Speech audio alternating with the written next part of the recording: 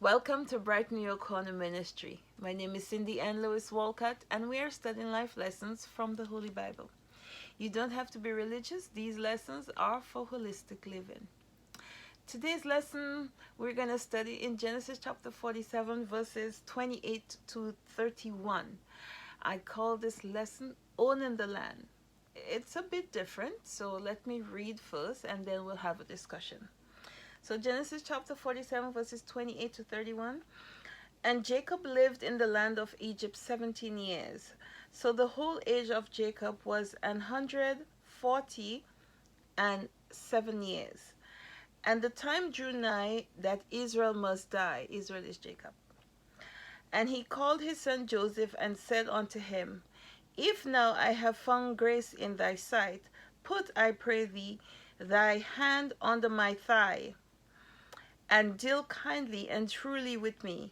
Bury me not, I pray thee, in Egypt, but I will lie with my fathers, and thou shalt carry me out of Egypt, and bury me in their burying place. And he said, I will do as thou hast said. And he said, Swear unto me. And he swore unto him, and Israel bowed himself upon the head, upon the bed's head. Uh, so the reason why I call this lesson Owning the Land, and I think it's a lesson we need to address. I think it's something that is a lesson. Some people don't believe that it is. Some people have discussed it, but I think it is, and I will tell you why.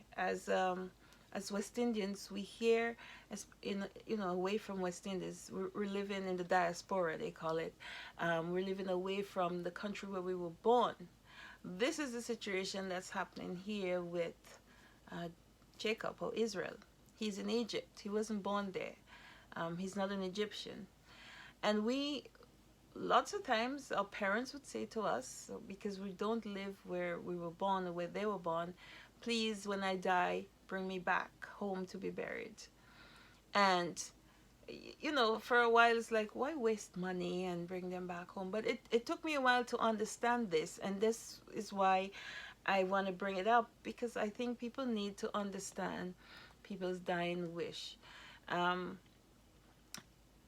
oftentimes in our culture, you would hear people say, where my navel string, meaning the umbilical cord, is buried, that's where I should be buried. So I think in a way it's sort of taking ownership of that place. This is my home. This is where I was born. This is mine.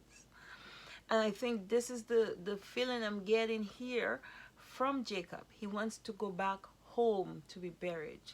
And as West Indians, we understand this, I think. But there are some people who would hesitate to do what their parents ask them to do, or even, just somebody they know, and this is their dying wish, is please bring me back to where I was born. It doesn't have to be the West Indies, but people make this request often.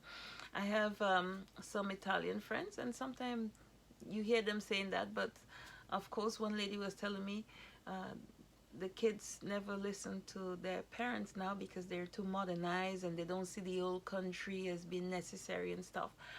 But I understood it from my parents, and I understand it now from Jacob.